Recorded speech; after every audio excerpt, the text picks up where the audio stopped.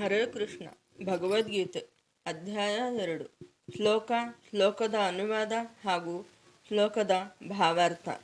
ಶ್ಲೋಕ 47. ಕರ್ಮಣ್ಯವಾಧಿಕಾರಸ್ಥೆ ಮಾ ಫಲೇಸು ಕದಾಚನ ಮಾ ಕರ್ಮಫಲ ಹೇತುರ್ಭೂರ್ಮಾತೆ ಸಂಗೋಸ್ತ್ವ ಕರ್ಮಣಿ. ಅನುವಾದ: ನಿನಗೆ ನಿಯೋಜಿತ ಕರ್ತವ್ಯವನ್ನು ಮಾಡುವುದಕ್ಕಷ್ಟೇ ಅಧಿಕಾರ, ಆದರೆ ಕರ್ಮಫಲಕ್ಕೆ ನಿನಗೆ ಅಧಿಕಾರವಿಲ್ಲ. ಕರ್ಮಫಲಕ್ಕೆ ನೀನು ಕಾರಣ ಎಂದು ಭಾವಿಸಲೇಬೇಡ. ಕರ್ಮವನ್ನು ಬಿಡಬೇಕೆಂದು ನಿನಗೆ ಮನಸ್ಸು ಆಗದಿರಲಿ. ಭಾವಾರ್ಥ: ಈ ಶ್ಲೋಕದಲ್ಲಿ ಫಲವನ್ನು ಬಯಸಬೇಡ ಎಂದು ಎಲ್ಲಿಯೂ ಹೇಳಿಲ್ಲ.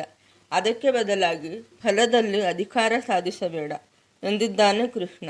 ಕರ್ಮ ನಿನ್ನ ಕೈಯಲ್ಲಿದೆ, ಕರ್ಮಫಲ ಭಗವಂತನ ಕೈಯಲ್ಲಿದೆ. ನೀನು ನಾನೇ ಫಲದ ಹೇತು ಎಂದು ತಿಳಿಯಬೇಡ. ಕರ್ಮಫಲದ ಹೇತು ಭಗವಂತ ಎನ್ನುವ ಎಚ್ಚರ ನಿನಗಿರಲಿ ಎನ್ನುತ್ತಾನೆ ಕೃಷ್ಣ. ಇಲ್ಲಿ ಕೃಷ್ಣ ಬಯಕೆಯನ್ನು ನಿರಾಕರಣೆ ಮಾಡಿಲ್ಲ. ಹೀಗೆ ಆಗಬೇಕು, ಇಲ್ಲದಿದ್ದರೆ ನಾನು ಈ ಕರ್ಮವನ್ನು ಮಾಡುವುದಿಲ್ಲ ಎನ್ನುವ ಅಭಿಪ್ರಾಯ ಸರಿಯಲ್ಲ ಎಂದಿದ್ದಾನೆ ಕೃಷ್ಣ. ಇಲ್ಲಿ 3 ವಿಚಾರಗಳಿವೆ: ನಿಯೋಜಿತವಾದ ಕರ್ತವ್ಯಗಳು, ಮನಬಂದಂತೆ ಮಾಡುವ ಕೆಲಸ ಮತ್ತು ಕರ್ಮ ಮಾಡದಿರುವುದು. ಮನುಷ್ಯನು ಪಡೆದುಕೊಂಡ ಪ್ರಕೃತಿ ಗುಣಗಳಿಗೆ ಅನುಗುಣವಾಗಿ ವಿಧಿಸಿದ ಕಾರ್ಯಗಳು ನಿಯೋಜಿತ ಕರ್ತವ್ಯಗಳು. ಮನಸ್ವಿ ನಡತೆಯ ಕೆಲಸವೆಂದರೆ ಪ್ರಮಾಣಾಧಿಕಾರದ ಒಪ್ಪಿಗೆ ಇಲ್ಲದ ಕೆಲಸ. ಕರ್ಮ ಮಾಡದಿರುವುದು ಎಂದರೆ ನಿಯೋಜಿತ ಕರ್ತವ್ಯಗಳನ್ನು ಮಾಡದಿರುವುದು. ಅರ್ಜುನನು ಕರ್ಮವನ್ನು ಬಿಟ್ಟು ಬಿಡಬಾರದು, ಆದರೆ ತನ್ನ ನಿಯೋಜಿತ ಕರ್ತವ್ಯವನ್ನು ಫಲದ ಆಸೆಯಿಲ್ಲದೆ ಮಾಡಬೇಕೆಂದು ಭಗವಂತನು ಬೋಧಿಸಿದನು.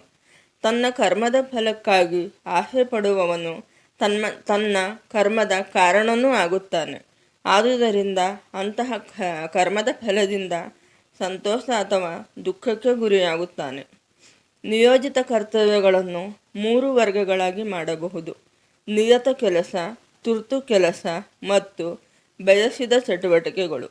ಶಾಸ್ತ್ರಗಳ ಆದೇಶಕ್ಕನುಗುಣವಾಗಿ ಫಲಾಪೇಕ್ಷೆ ಇಲ್ಲದೆ ಕರ್ತವ್ಯವನ್ನು ಮಾಡಿದ ನಿಯತ ಕೆಲಸವು ಸತ್ವಗುಣದಲ್ಲಿ ಮಾಡಿದ ಕೆಲಸವಾಗುತ್ತದೆ.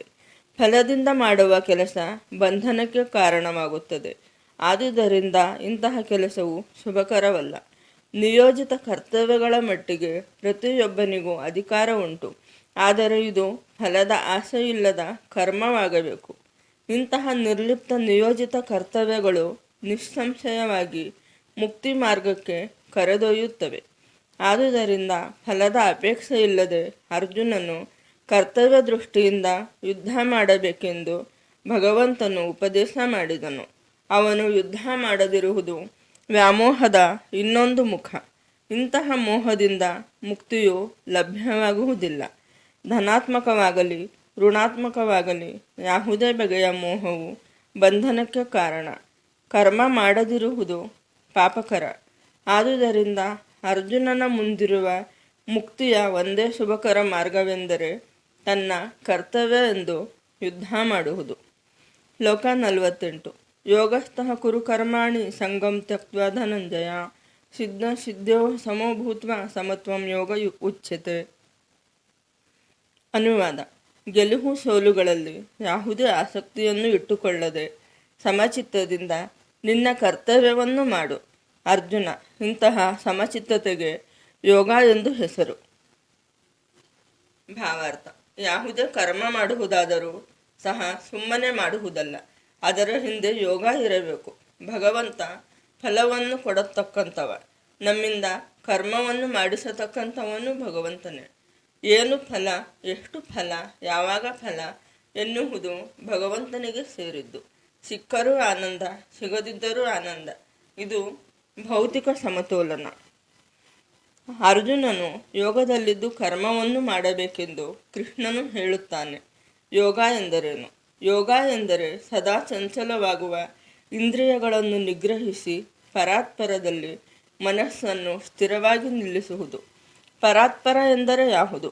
ಭಗವಂತನೇ ಪರಾತ್ಪರ. ಅವನೇ ಯುದ್ಧ ಮಾಡುವಂತೆ ಅರ್ಜುನನಿಗೆ ಹೇಳುತ್ತಿರುವುದರಿಂದ ಯುದ್ಧದ ಫಲಕ್ಕೂ ಅರ್ಜುನನಿಗೂ ಸಂಬಂಧವಿಲ್ಲ. ಲಾಭ ಅಥವಾ ಜಯ ಕೃಷ್ಣನಿಗೆ ಸೇರಿದ್ದು. ಕೃಷ್ಣನ ಮಾರ್ಗದರ್ಶನಕ್ಕೆ ಅನುಗುಣವಾಗಿ ಕಾರ್ಯನಿರತನಾಗುವಂತೆ ಅರ್ಜುನನಿಗೆ ಉಪದೇಶಿಸಲಾಗುತ್ತಿದೆ. ಕೃಷ್ಣನ ಮಾರ್ಗದರ್ಶನಕ್ಕೆ ಅನುಗುಣವಾಗಿ ನಡೆದುಕೊಳ್ಳುವುದು ನಿಜವಾದ ಯೋಗ. ಇದು ಕೃಷ್ಣ ಪ್ರಜ್ಞೆ ಎಂದು ಕರೆಯುವ ಪ್ರಕ್ರಿಯೆಯಲ್ಲಿ ಅಭ್ಯಾಸವಾಗುತ್ತದೆ. ಕೃಷ್ಣ ಪ್ರಜ್ಞೆಯಿಂದ ಮಾತ್ರವೇ ಮನುಷ್ಯನು ತಾನು ಒಡೆಯ ಎನ್ನುವ ಭಾವನೆಯನ್ನು ಬಿಡಬಹುದು. ಮನುಷ್ಯ ಕೃಷ್ಣನ ಸೇವಕನಾಗಬೇಕು ಅಥವಾ ಕೃಷ್ಣನ ಸೇವಕನ ಸೇವಕನಾಗಬೇಕು. ಕೃಷ್ಣ ಪ್ರಜ್ಞೆಯಲ್ಲಿ ಕರ್ತವ್ಯವನ್ನು ನಿರ್ವಹಿಸಲು ಇದು ಸರಿಯಾದ ಮಾರ್ಗ.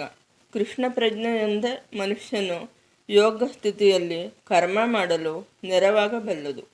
ಅರ್ಜುನನು ಕ್ಷತ್ರಿಯ, ಆದುದರಿಂದ ಆತನು ವರ್ಣಾಶ್ರಮ ಧರ್ಮ ವ್ಯವಸ್ಥೆಯಲ್ಲಿ ಭಾಗಿ.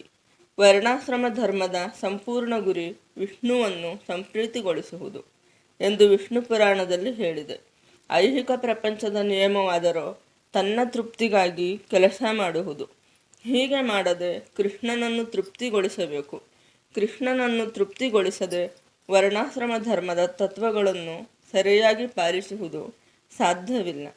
ಕೃಷ್ಣನು ಹೇಳಿದಂತೆ ನಡೆಯಬೇಕು ಎಂದು ಪರೋಕ್ಷವಾಗಿ ಅರ್ಜುನನಿಗೆ ಉಪದೇಶ ಮಾಡಲಾಗುತ್ತಿದೆ. ಶ್ಲೋಕ 49. ದೂರೇಣ ಹ್ಯವರಂ ಕರ್ಮ ಬುದ್ಧಿಯೋಗ ಧನಂಜಯ ಬುದ್ಧಂ ಶರಣಮನ್ವಿಚ್ಛ ಕೃಪಣಾಃ ಫಲಹೇತವಃ. ಅನುವಾದ: ಧನಂಜಯ, ಭಕ್ತಿಪೂರ್ವಕ ಸೇವೆಯಿಂದ ಎಲ್ಲ ಹೇಯ ಕಾರ್ಯಗಳನ್ನು ದೂರ ಮಾಡು. ಇಂತಹ ಪ್ರಜ್ಞೆಯಲ್ಲಿ ಭಗವಂತನಿಗೆ ಶರಣಾಗತನಾಗು. ತಮ್ಮ ಕರ್ಮಗಳ ಫಲಕ್ಕಾಗಿ ಆಸೆ ಪಡುವವರು ಕೃಪಣರು. ಭಾವಾರ್ಥ: ಜ್ಞಾನದ ಮಾರ್ಗದಲ್ಲಿ ಎತ್ತರಕ್ಕೇರಲು ನಾವು ಕರ್ಮವನ್ನು ಮಾಡಬೇಕು. ಇದರಿಂದ ಭಗವಂತನ ಸಾಕ್ಷಾತ್ಕಾರವಾಗುತ್ತದೆ. ಈ ಸ್ಥಿತಿಯಲ್ಲಿ ಅಹಂಕಾರ ಪಡದೆ ಭಗವಂತನಲ್ಲಿ ಶರಣಾಗಬೇಕು. ಭಗವಂತನೇ ನನ್ನ ರಕ್ಷಕ ಎಂದು ತಿಳಿದು ದೇವರಿಗೆ ನನ್ನನ್ನು ನಾನು ಅರ್ಪಿಸಿಕೊಂಡಿದ್ದೇನೆ, ಆತ ನನ್ನನ್ನು ರಕ್ಷಿಸಿಯೇ ರಕ್ಷಿಸುತ್ತಾನೆ ಎನ್ನುವ ಮನವರಿಕೆಯೇ ಶರಣಾಗತಿ. ನಮಗೆ ಕಷ್ಟ ಬಂದಾಗ ಭಗವಂತನ ಹತ್ತಿರ ಪ್ರಾರ್ಥಿಸಿಕೊಳ್ಳಬೇಕು. ಆತ ನಮ್ಮನ್ನು ಖಂಡಿತ ಸಂಕಟದಿಂದ ಪಾರು ಮಾಡುತ್ತಾನೆ. ಭಗವಂತನ ನಿರಂತರ ಸೇವಕನಾಗಿ ತನ್ನ ಸಹಜ ಸ್ವರೂಪವನ್ನು ವಾಸ್ತವವಾಗಿ ಅರ್ಥ ಮಾಡಿಕೊಂಡವನು ಕೃಷ್ಣ ಪ್ರಜ್ಞೆಯಲ್ಲಿ ಕರ್ಮನಿರತನಾಗುವುದಲ್ಲದೆ ಬೇರೆಲ್ಲ ಕೆಲಸಗಳನ್ನು ಬಿಟ್ಟು ಬಿಡುತ್ತಾನೆ. ಆಗಲೇ ವಿವರಿಸಿರುವಂತೆ ಬುದ್ಧಿಯೋಗವೆಂದರೆ ಭಗವಂತನ ದಿವ್ಯ ಪ್ರೇಮಪೂರ್ವಕ ಸೇವೆ. ಜೀವಿಗೆ ಇಂತಹ ಭಕ್ತಿ ಸೇವೆಯೇ ಯೋಗ್ಯವಾದ ಕರ್ಮ. ಜಿಪುಣರು ಮಾತ್ರ ತಮ್ಮ ಕರ್ಮದ ಫಲವನ್ನು ಸವಿಯಲು ಬಯಸುತ್ತಾರೆ. ಇದರಿಂದ ಇನ್ನಷ್ಟು ಐಹಿಕ ಬಂಧನದಲ್ಲಿ ಸಿಲುಕುತ್ತಾರೆ. ಕೃಷ್ಣ ಪ್ರಜ್ಞೆಯಲ್ಲಿ ಮಾಡುವ ಕರ್ಮವಲ್ಲದೆ ಬೇರೆಲ್ಲ ಕರ್ಮವು ಹೇಯವಾದದ್ದು. ಏಕೆಂದರೆ ಅದು ಕರ್ಮ ಮಾಡುವವನನ್ನು ನಿರಂತರವಾಗಿ ಹುಟ್ಟು ಸಾಹುಗಳ ಚಕ್ರಕ್ಕೆ ಬಂಧಿಸುತ್ತದೆ. ಆದುದರಿಂದ ಕರ್ಮದ ಕಾರಣವಾಗಲು ಮನುಷ್ಯನು ಎಂದೂ ಬಯಸಬಾರದು. ಎಲ್ಲವನ್ನೂ ಕೃಷ್ಣ ಪ್ರಜ್ಞೆಯಲ್ಲಿ ಕೃಷ್ಣನಿಗೆ ಪ್ರೀತಿಯಾಗಲೆಂದು ಮಾಡಬೇಕು. ಒಳ್ಳೆಯ ಅದೃಷ್ಟದಿಂದಲೋ ತಮ್ಮ ಶ್ರಮದಿಂದಲೋ ಸಂಪಾದಿಸಿದ ಸಿರಿ ಸ್ವತ್ತುಗಳನ್ನು ಹೇಗೆ ಬಳಸಬೇಕೆಂದು ಜಿಪುಣರಿಗೆ ತಿಳಿದಿಲ್ಲ. ಮನುಷ್ಯನು ತನ್ನ ಶಕ್ತಿಗಳನ್ನೆಲ್ಲ ಕೃಷ್ಣ ಪ್ರಜ್ಞೆಯಲ್ಲಿ ಕೆಲಸ ಮಾಡಲು ಬಳಸಬೇಕು. ಆಗ ಅವನ ಬದುಕು ಸಾರ್ಥಕವಾಗುತ್ತದೆ. ಜಿಪುಣರಂತೆಯೇ ದುರದೃಷ್ಟವಂತರು ತಮ್ಮ ಮನುಷ್ಯ ಶಕ್ತಿಯನ್ನು ಭಗವಂತನ ಸೇವೆಯಲ್ಲಿ ಬಳಸುವುದಿಲ್ಲ. ಹರೇ ಕೃಷ್ಣ.